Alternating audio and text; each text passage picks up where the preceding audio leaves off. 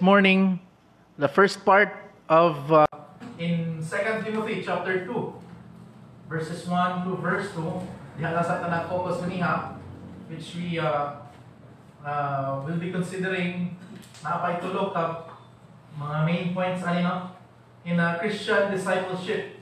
This morning we discussed discipleship. And so, gamay lang, no? Brief lang recap for those who were not here this morning. What is a disciple? What is discipleship according to the Bible?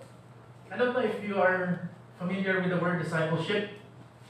So, the word for disciple is a learner who follows a master teacher.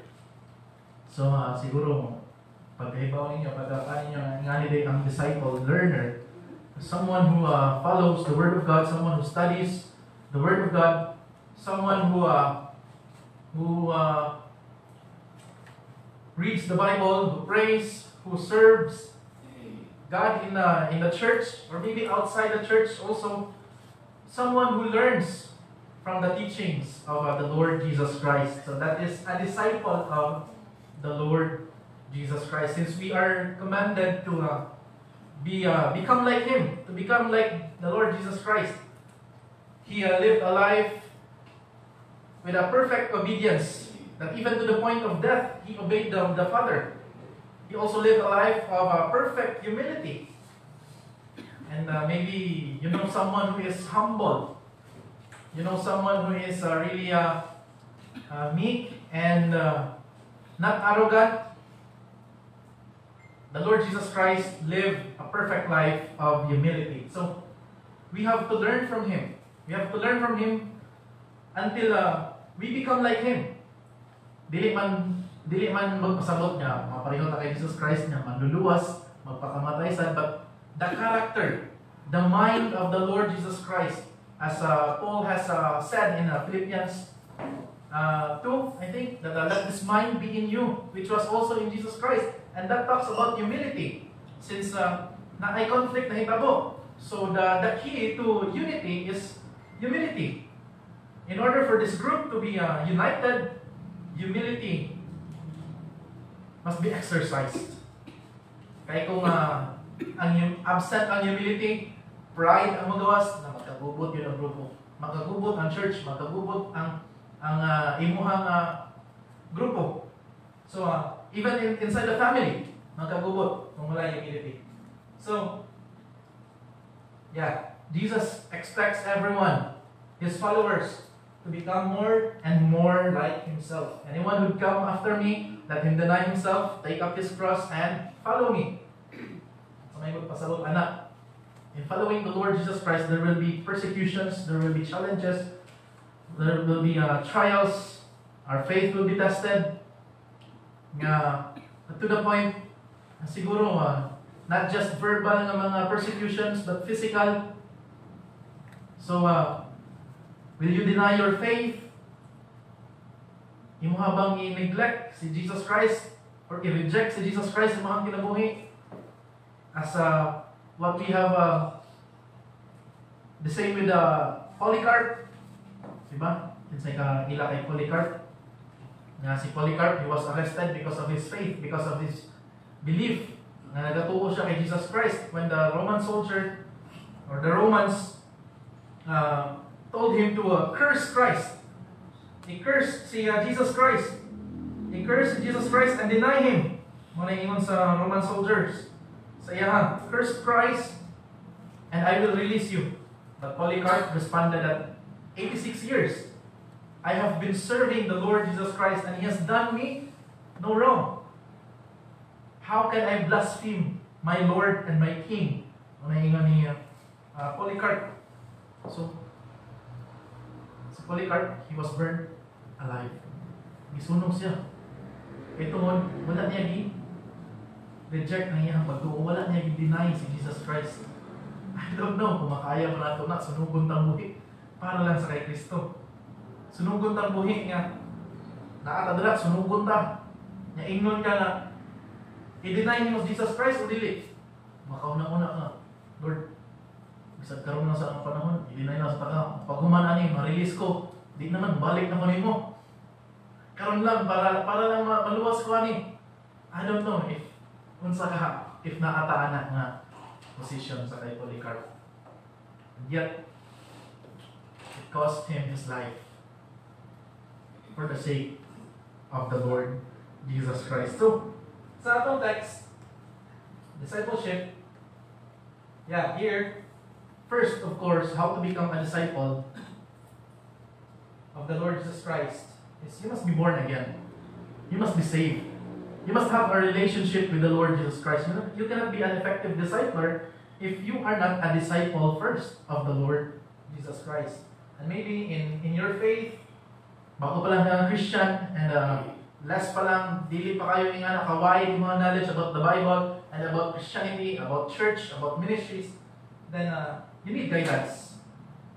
And then spiritual child, bata, self-focused, mga young people, young adult, kingdom-focused. That's why mga young people active tayo sa mga ministries, sa mga camp, sa mga makita nato rin this morning, mga young people nagatuka. Since kusgan pa, nindot pa ang usog, likon pa ang mga tuhod, kaya kung mga tiguang na maglisod naman sa dahil na po nila ang mga ministry. While the parent, they are also disciple maker. So just like I said this morning, usually magunahon ta kinsa atong i-disciple sa church. Pero naa na gyud sa imong circle, kana imong anak, imong igsuon ba kaha, or part of your family. As a parent, you should be a disciple maker, and a spiritual grandparent, making disciple makers, as we seen also from Pastor Jeroy and Banji, diba? Mga spiritual grandparent nato ni sila. And naga-disciple sila namo ni Pastor Prophet, mga next ng mga ministers, and not just sa mga bisan sa mga pastors dali sa Tibok, Cebu na ay mga seminars, na ay mga lectures na ginahandle sa pastors, mga next generation po ng mga pastors. Until that pastors will also make disciples, and those who have been discipled by those pastors will also make disciples. That's why we call each one reach one. Until na ma-reach nato ang community, and then ang tibok kalibutan with the gospel, the story of the Lord Jesus Christ. So Christian discipleship, we studied a discipling teacher, and then kani atong discuss karon, devoted soldier, disciplined athlete, and a diligent farmer, taken from the text from 2 Timothy chapter 2 verses 1 to 7. Ato na masahon usab 2 Timothy chapter 2 verses 1 to 7. If you have your Bibles with you, let's read this passage in 2 Timothy chapter 2 verses 1 until verse 7.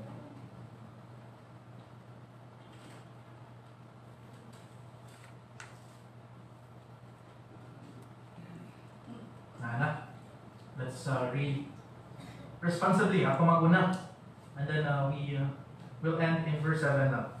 Verse 1 of 2 Timothy chapter 2, it says here, "You therefore, my son, be strong in the grace that is in Christ Jesus."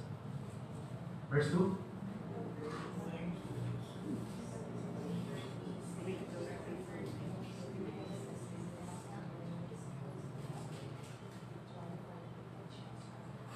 Verse 3, "You therefore must endure hardship as a good soldier of the Lord Jesus Christ." No, my Lord.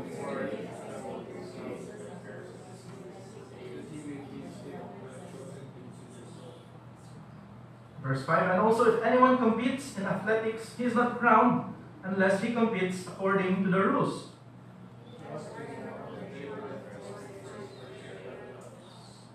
Verse 7, "Consider what I say, and may the Lord give you understanding in all things." This is the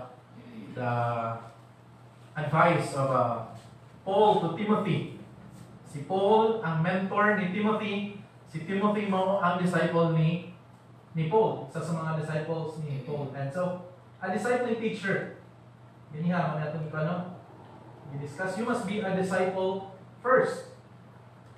You must be a disciple first. You cannot make disciples if you are not personally a disciple of the Lord Jesus Christ.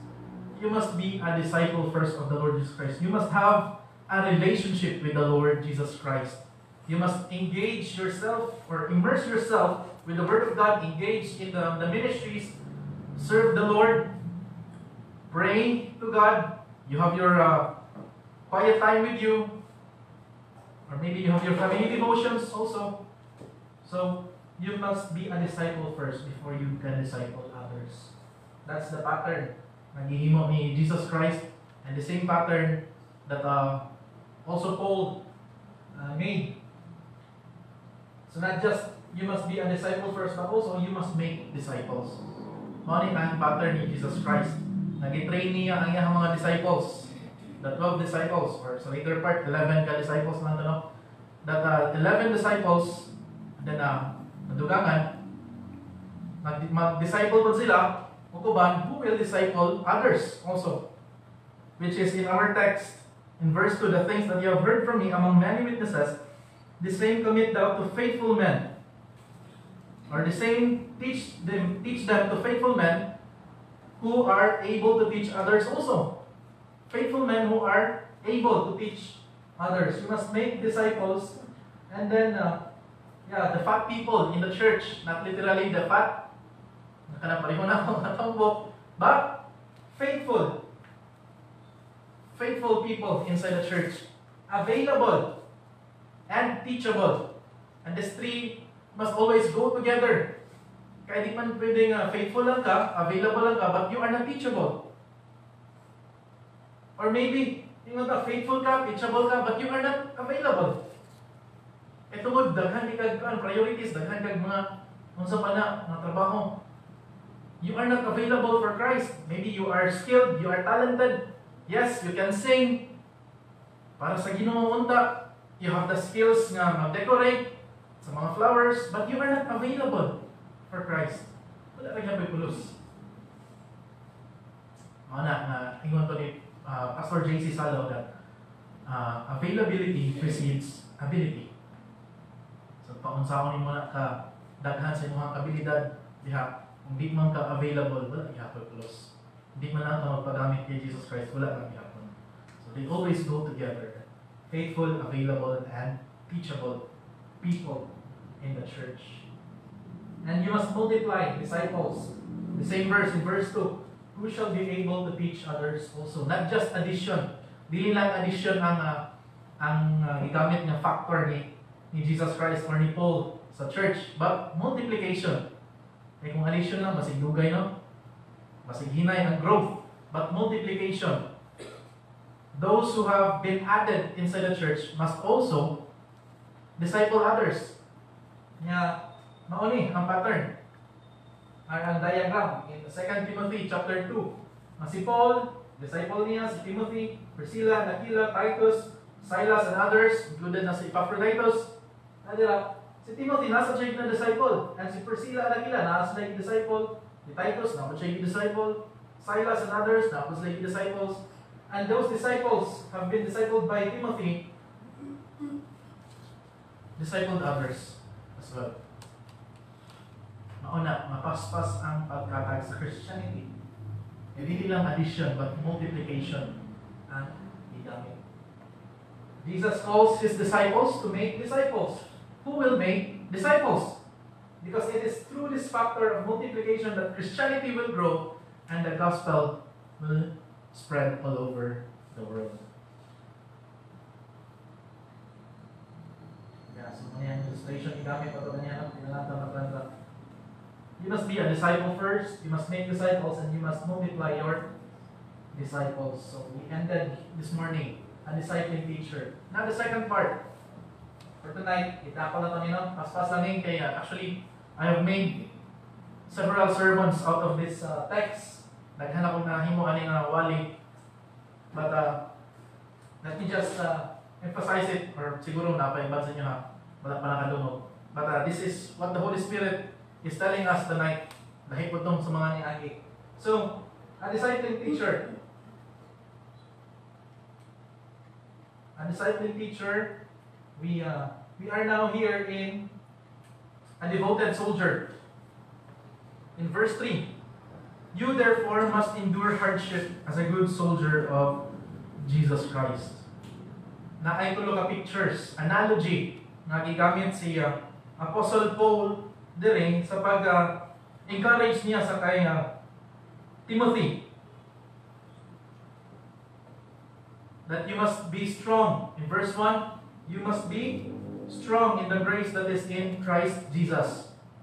Because in the ministry, as you continue to follow the Lord Jesus Christ, you will face persecutions, you will face challenges, you will face hardships. And ingon nila na sayon ra ang magiging Kristohanon. Sayon ra ang pagsunod kay Jesus Christ, kay blessings will come. Yes, di man nato na ma-deny that blessings will come.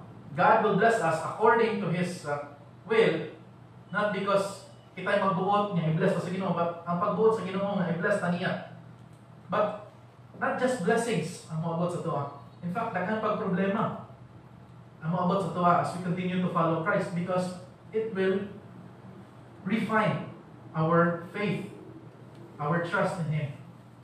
Nga ang kining mga athlete, man atong nangiton karon, or sa mga boxers, naga-improve sila kung naay mga obstacles, naay mga challenges na ilang matubangon. Kay lisod man na, sige lang sila practice niya, wala sila away nga ilang matubangon. Siguro ato ang mga athletes dali, hibaw sila anak. Di ba? So mas mag-improve pa ka kung naay mga obstacles, mga trials na moabot sa imong kinabuhi. So God allows trials for us na moabot sa itong kinabuhi because He wants to shape us. He wants to mold us into a person that He wanted us to be. A devoted soldier. Ingon ni Paul dire that in the ministry someday you will face hardships. So be strong. Be devoted. Like a soldier. Like a good soldier of the Lord Jesus Christ. Before natin i-discuss, I just want to share a story of two teenagers who were kicked out of their home recently lang in Laos, Southeast Asia, for attending church. This is according to the Voice of the Martyrs, no? Si Pastor Paul Mar, pero siya nag-work sa Voice of the Martyrs, and naay duha ka batanon, magsuko ni sila, na nag-attend, naluwas ni sila, and then naga-follow na sa kay Jesus Christ. Ang ilahang papa, against kayo, sa ilahang faith, that to the point, nga ang pangalan ani si Chan and si Huang. Si Chan and si Huang, nga, suko kayo ng papa. Nga gikuan sila, gipalayas sila sa balay. In fact, yung papa nagbutang og suwat sila, gawa sila ang balay. Na kung mubalik mo diri sa akong balay, nagi mahitabo na dili maayo sa inyo ha. Gikreta niya ang iyang anak. Muna ang kining duha ka lalaki nga teenager, nagpuyo na ni sila sa balay karon sa pastor. Nakalimot ko sa exactly itong pangalan sa pastor. Magisun mo, or brand na to. Kalimot na ko. So, these boys, nagasuffer sila tungkol sa pagsunod nila kay Kristo. Because their father was against sila ng faith. And they get to share in suffering, the same suffering. Now when we suffer for Jesus, we also enter the company of fellow sufferers. It's like Paul, Timothy, Jesus, si Chan o si Wang, and kita. Siguro naka-experience ng mga persecutions, sufferings tungkol sa pagsunod nato sa kay Jesus Christ. That is why Paul encouraged Timothy to be strong, to be devoted, just like a soldier. And muna ang first niya analogy ng gamit ni Apostle Paul to encourage Timothy. And the soldier is used many times in Philippians chapter 2, in Philemon, in 1 Corinthians, fellow soldiers. Because also in Ephesians 6, gigamit sa din. Because when Paul talk about soldiers, the picture of a soldier, it involves hardships. It involves suffering. I remember, ang ako ang manghod, itong training niya sa una, sa PNP, pila to siya ka months nung walay cellphone.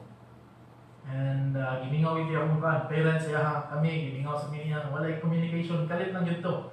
Nasa pag-enlist sa iya, ipadala na yun sila sa ilahang asa sila mag-training. And kalit lang, walay communication. Di off tanan. Dili kayo sila kagawas sa ilahang asa sila nag-train. Itong manay ginatawag na take life lang. Magkanang kawat-kawat lang sila. Kung maka-communicate sila, pero that time wala yun. After mga 3 months pa yata or 4 months naka-communicate sa mga. So lisod kayo because the life of a soldier, it may be the hardship of leaving one's family. Of course, di ba? Leaving one's family. The life of a soldier is a basic training. Basic training. Same hapon sa experience, masturyahan na ini sa umanghod. Di man niya isulti tanan ang mga training nila, kaya mga confidential na. At ay mga times na matulog sila, kalit lang sila pukaon, na dili lang pukaw na anak, pukaon na sumbag, masakitan yun sila. Kaya part sa ilahang training, to the point, wala na yung mga hazing, no? Kaya part sa training, hapon nila na maging strong sila. Although makaya man nila physically ang training, ang pinakalisod yun daw mentally. Mga ilahang ayun, lisod kayo mentally na ay ka-depress, ay ka-yun, affected mentally, gimingaw, ganahan mo gawas na, ganahan mo undang. Pero mas gina-challenge pa sila na, dili man, rise above your emotions. Gimingaw ra ka. Someday, dapat mas grabe na situation may tabo. So, hardship of facing the enemy, hardship of battle, and even the aftermath of the battle. Isa rin sa nakalisod ang aftermath sa battle, ang trauma sa mga soldiers or ang PTSD, mga ilang mga nakahitabo sa mga soldiers. Sahay, maghalusining sila, nanapas sila sa battleground, pero wala na, nakaulit na sila. Affected na sila mentally. So, the life of a soldier is very hard. And Paul used this analogy, this picture, to encourage Timothy that someday you will be facing difficulties. So you have to be strong, just like a soldier. You have to be strong. Nadili ka magpadala ng kadayon sa mga emotions, ma-disappoint, ma-discourage, and then you give up. You must be strong.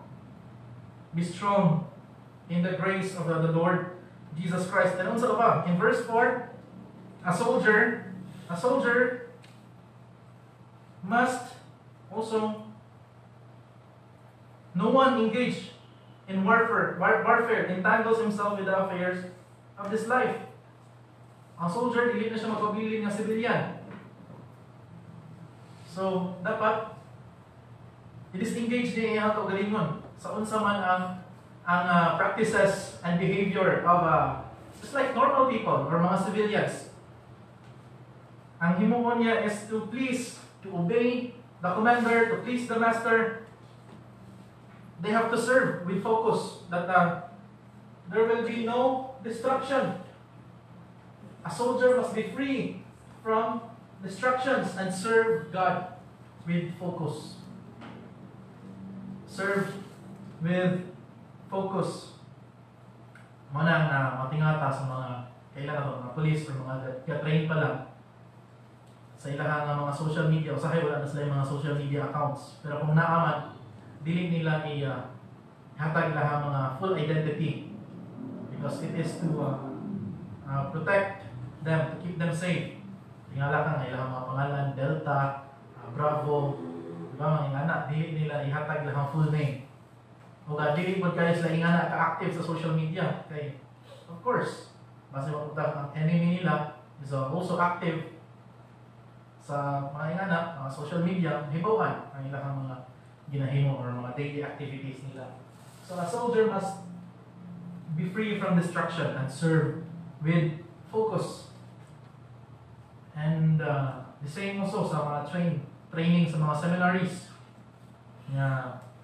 Before, although karon medyo okay naman ang training sa mga seminarians. But before, siguro, samot na sa time nila pastor, balay communication, lisod kayo.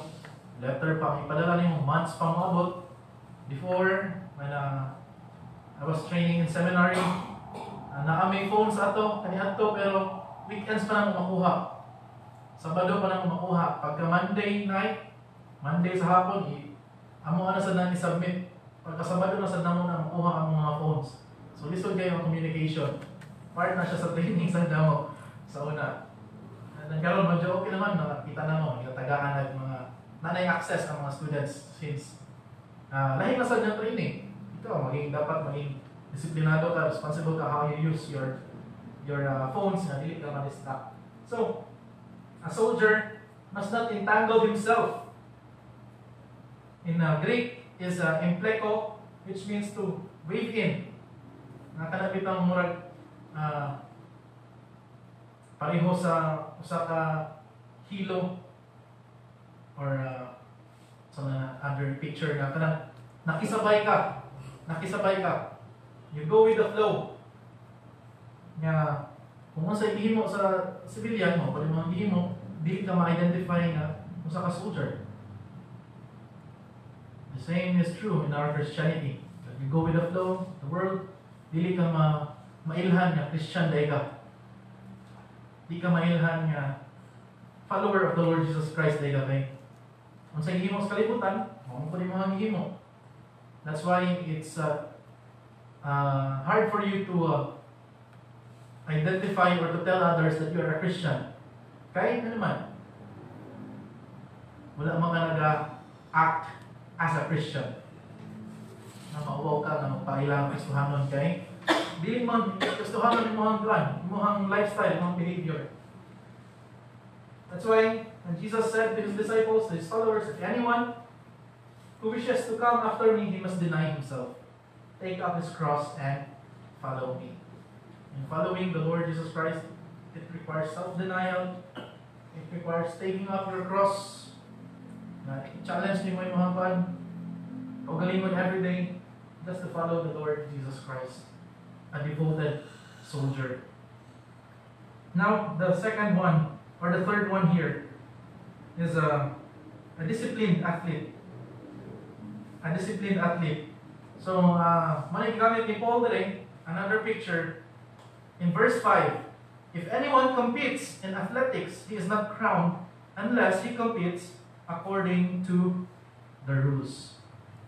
As an athlete, you must follow the rule. Diba? Basic yun na. Ang pagsunod sa mga rules ninyo. Kaya kung dili niyo masunod ang rules, ma-violate ka, or maybe ma-disqualify ka. Sa basketball, kung akay violation nila, na-extend din mo ang siko, tawagan ka foul. Kung di mo i-dribble ang bola after 3 steps or after 2 steps, kailan na karon, kailangan may mga nahinapod na ilang mga rules, tawagan ka traveling. Na ay mga violations if you are not following the rules. So as an athlete, you must follow the rules. Diba? Kaya you will be crowned, you will not be crowned unless he competes according to the rules. Kung ang rules sa boxing is kamot lang, di ka pwede magsipak, na nakita nga magsipak adira, mag-DQ ka. Dili pwede. Diba? So, as an athlete, you must follow the rules. Diba? Athletes reminds us of their endurance. Just like in Hebrews 12. Athletes also remind us of effort. But, the emphasis here is about obedience. Obedience to the rules. The emphasis here in verse 5, it's more on following the rules as an athlete. It's not just an endurance or effort, but it's following the rules as an athlete. Before, sa ilahang Isthmian Games sa Greek, na ay 3 conditions that every athlete should follow. And this is to prove that he was a native-born Greek. And second, dapat na siya, nag-take out siya sa kay Zeus.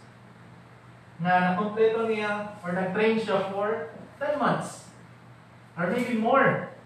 At least nakuha niya ang 10 months of training. So mag-take out siya sa Jesus, no? And then he had to compete according to the rules of the game. Very basic yun na. He had to compete according to the rules of the game. You will be crowned, you will be rewarded if you are following the rules. So just like a soldier, you must avoid distraction and serve with focus. And just like an athlete, you must avoid disqualification and run with obedience. Following the rules, following what the Word of God is saying.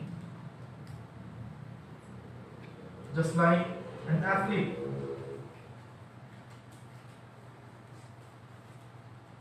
So in following the Lord Jesus Christ,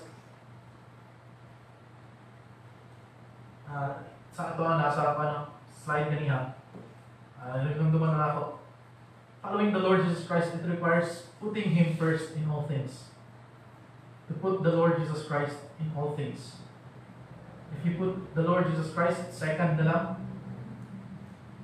then I don't know if there will be a blessing. Because you made yourself first, or maybe someone or something, ikaduhan lang Jesus Christ. Maybe you are busy with other things,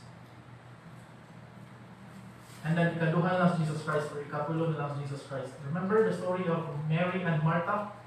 When Jesus visited their house, si Martha, busy kayo siya sa pag-prepare para sa pagkaon ni Jesus Christ, para atimanon niya iyang mga bisita. While si Mary, naglingkod lang siya. Chill lang siya. Nakatubang, naminaw sa kay Jesus Christ.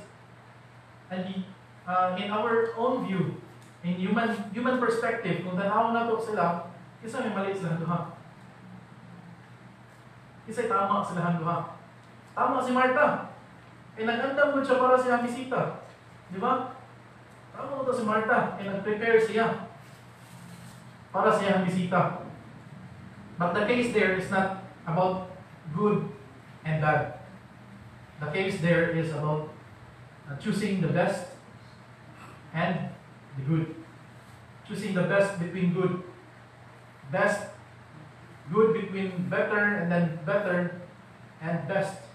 And of course, we want to choose what's best for us. That is why when the Lord Jesus Christ, when Martha nagreklamo sa kay Jesus Christ na, Lord, wag pa niyo na nakita si Mary na naglingkod lang, naminaw, ay imo, ako niya tabangi, ako diri busy kayo ko, pangandam. Pero ano ni Jesus Christ? Martha, why are you so worried with so many things? Mary has chosen the best part, which shall not be taken away from her. So kung tanaw na to, no? Ang household chores, o ang time nimo for the Lord Jesus Christ, asa may I'm not saying na dili nga daotan ang maglimpyo sa balay, makandam. No? Again, kuha ko na to na ang bad because ang duha maayo. But it's choosing between best and good. Ang good is ang pag-prepare sa bisita.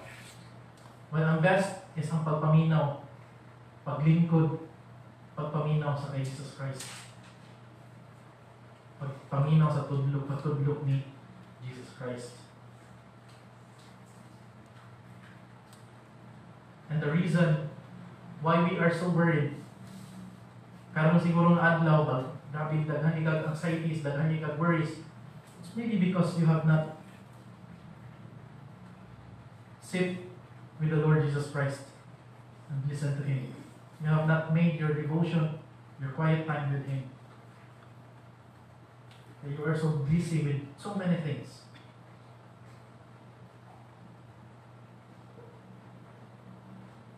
And your time with the Lord Jesus Christ, your time that you will offer for the Lord Jesus Christ is always best.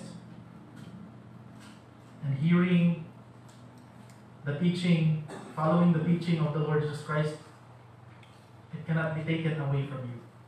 The words of the Lord Jesus Christ na imuhang gina meditate every day, it will not be taken away from you. So, here, the third analogy of a diligent farmer. Paul said here in verse 6, the hardworking farmer must be first to partake of the crops. So, here in the third picture is about the farmer, about farming. And we know farming is hard work. But it was really hard work. It was really hard sa kaniya to pagod nila. Karon na may mga abuno, na may mga dali na lang sunubon ang mga sagbot nga makailog sa nutrients sa tanom nimo. Dali na lang. Kaya to wala pa sila yung mga device or any chemicals or any nga mga gamit nila to para mas tambok ang ilang tanom. Wala pa yun, mas lisod yun kaniya to. Farming was hard back then. And so, how does a farmer suffer? The soldier suffers also. The athlete suffers. And the farmer also suffers. How does a soldier suffers? Of course, I mean the farmer suffers. A farmer suffers from hard work, a sacrificial labor, hustle. But the hard work pays off. Because the hardworking farmer gets rewards that the lazy farmer doesn't. It involves suffering. Not just hours or days, but months. Months of hard work.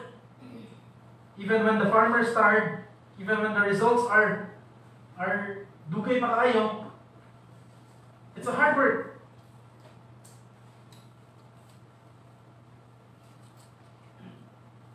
And so, a farmer, kaniya to, kailangan pa nila i-babysit na ilang mga tanom. Kaya wala pa man sila yung mga chemicals na mo-fight sa mga insects or kung saan na mga mananap-dirap na magkaon sila ng mga tanom. They have to visit their crops, their plants every day. Mano-mano na nila na pag-atiman sa ilahang mga tanom para lang nindot ang ilahang bunga someday pag-harvest. That until the farmer does the work in hope that the harvest will make his labor worthwhile. The crop was the payment. In the soldier's part, the reward is pleasing the one who enlisted him. In this picture, as a soldier of the Lord Jesus Christ, we must please the one who saved us. We must please the Lord Jesus Christ who gave his life for us. And then the athlete's reward is the prize. The prize. The farmer's reward is the harvest. So, Timothy faced a difficult mission field. And so Paul told him to consider the focus of the soldier, the obedience of the athlete, and the endurance of the farmer na bisag dugay pa ang resulta siyang tanong, the hope siya na someday na ay moabot ng harvest. Di man na, lisod man na, karon ka nga adlaw nagtanong pagkaon niyang hapon na anaday ng bunga. Di man nga na. You hope. You wait for the result. And so, here is a challenge for us tonight. Where do you need to shift your priorities and your loyalties like a soldier with a goal to pleasing Jesus instead of living for yourself?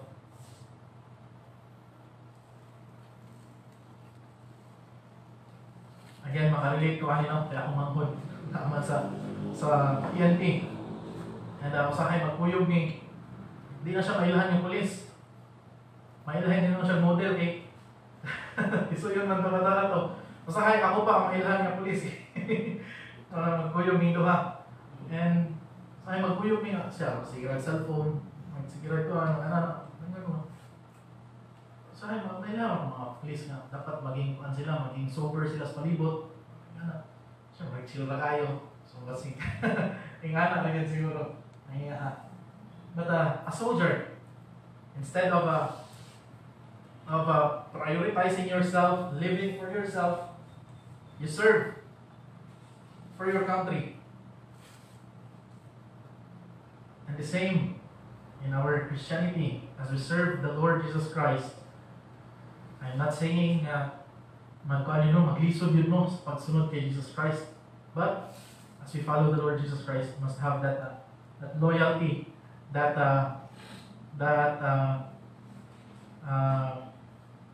focus, the free from distractions. Na magpaila ka na sumulunod ka ni Kristo. You're not one of the world.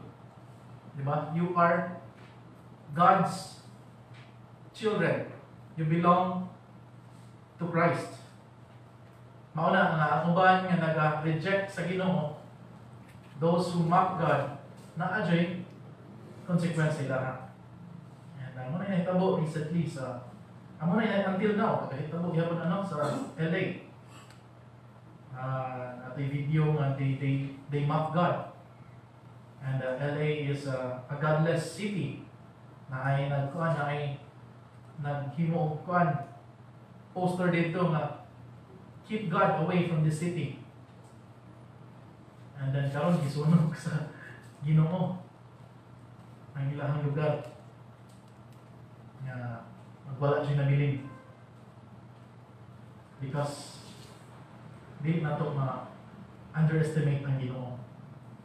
Sometimes we think of God as a friend, as a bro, di ba? Marag nga na itong pagtanaw sa Ginoo. Pero ang Ginoo, He is a God of wrath also. Na ang Ginoo, wala lang siya, dili lang niya tolerate ang sala. And this event, nga nahitabo karon sa LA, dili lang ni first time nahitabo, kaniadto pa in the Bible, many times happened.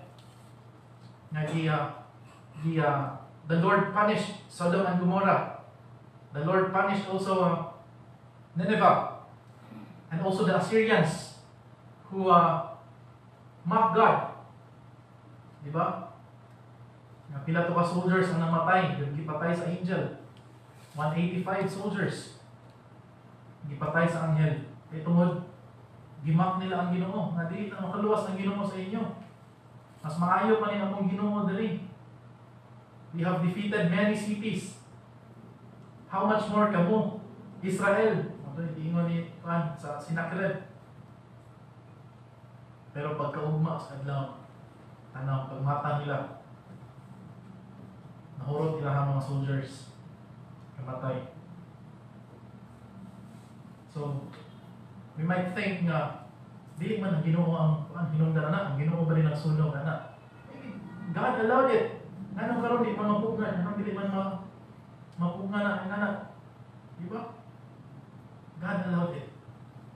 God showed His power that He cannot be mocked. And so, yeah, here, as a soldier of the Lord Jesus Christ,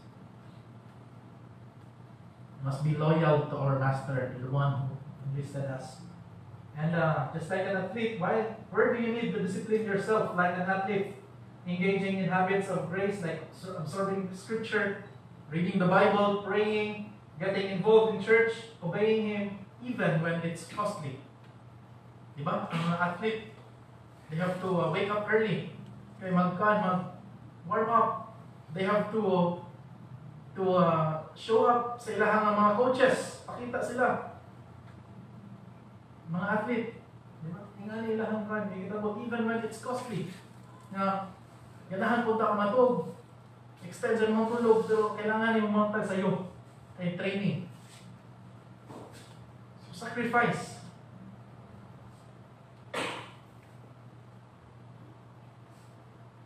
You sacrifice for the Lord Jesus Christ's sake. Yeah. Even gamay lang ang mga sacrifices na tanong. Init man garon ay. Di sa akong simba. Or kapoy kayo, nagpulaw may gabini. Di sa akong simba. Uwan man. Hindi sa kong simple.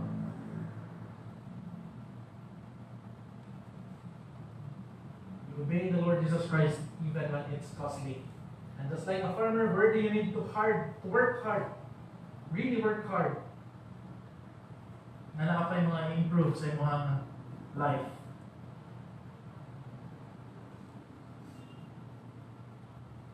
I've been praying for patience when I was in seminary. Kaya fresh graduate ko and then isulod ko seminary. First week na ako sa seminary, tulo na dayon katawa akong nakaaway nga adlaw. Duha ang ikan sa classmate and isa ka higher year akong nakalaban atong adlaw kay grabe ka impatient ako ba. Later on, na-realize na ko kung impatient kay ko and ingani ang seminary, di mo na ako ma-change sila, ingani lang treatment, ingani sila. I have to be patient with them. Kaya kung impatient ko, ako mag-have building. Diba? Kung pikon ka, palo kita. May nila. So I've been praying for patience. And wala to ni gawas pag-ugma dayon or pagkasunod si Mana dayon. I've been praying for patience and then later on, wala lang ako napan. I've been praying for patience pero ang Ginoo nag-send na Ginoo siya more pa mga situations nga akong patience will be tested. And then later on, makaingon na hindi na kayo ingani mo respondo. Usahay, sagdaan lang ako siya, ingani. Pag-isipo ko niya sa basketball, makahala na ako siya. So, later on, ang transformation, dili na siya mo automatically and instantly nakadayon. When we pray for patience, the Lord will send you more situations that your patience will be tested. If you pray for humility, na yung mga situations, i-test ka sa Ginoo. So, unsa pa ang mga areas sa atong kinabuhi we need to work hard, work on. Just like these pictures that Paul used to encourage Timothy that someday or maybe karon na kay mga ginaatubang ng mga problems, na mga ginatubang ng mga trials. So you must be a good soldier, strong soldier who obeys the master, and also just like an athlete who also follow the rules, who obeys the rules, and the farmer who works hard, that someday hard work pays off. So tonight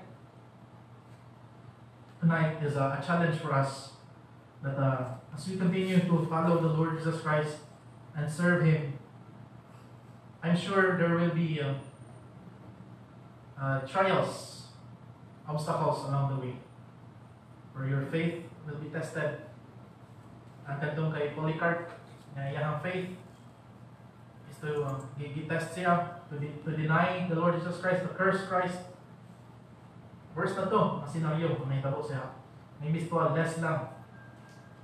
Di lang tayo ingana, mga minors lang. But it's an encouragement for us to continue to follow the Lord Jesus Christ, whatever hardships and difficulties we face. We follow Him just like a good soldier, not distracted, but focused lang sa pagsunod kay Jesus Christ. And just like an athlete who consistently follows the rules, and just like also a farmer endures whatever situation, difficult situations you are in, that someday God will reward you of your hard work. Let's pray. Father in heaven, thank you for your word that reminds us tonight. Thank the Lord for the encouragement and the picture that Paul used to encourage young Timothy as he handles the ministry. The same with us tonight, Lord. na ay mga kinakatubang sa ating mga difficult situations. So, help us to be strong. Help us to be consistent in our obedience and to endure hardships. Lord, thank you for tonight. Nakapang dili mi maulit karong yung gabi nga dili mi satisfied sa mga pulong. Make you all these things.